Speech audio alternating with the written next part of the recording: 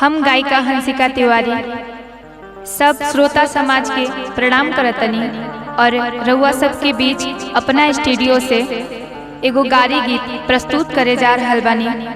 और बेंजू पर हमने के बहुत ही सुंदर वादक दिनेश भैया बानी और साथ ही नाल पर ब्रिकेश भैया बहुत ही सुंदर वादक बानी।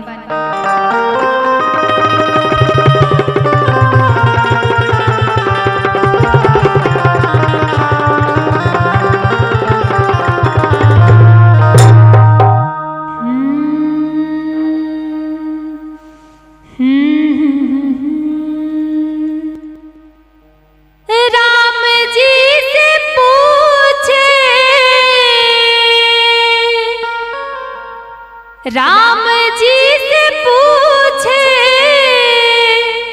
हई जनकपुर के नारी, बता द बबुआ, बता द बबुआ, लोगवा देत काहे गारी, बता द बबुआ, लोगवा देत काहे गारी, बता द बबुआ।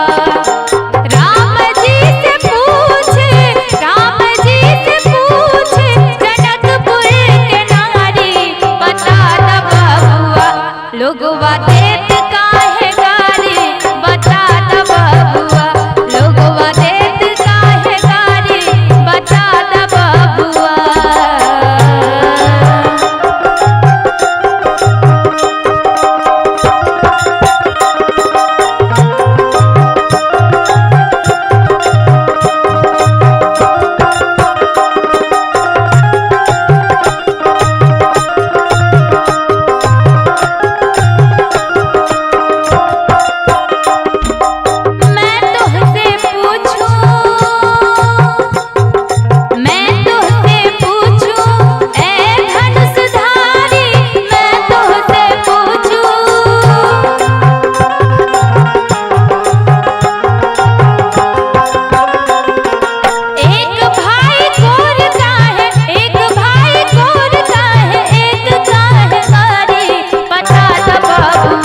लोगवा देत काहे गारी, बता द बबुआ, लोगवा देत काहे गारी, बता द बबुआ।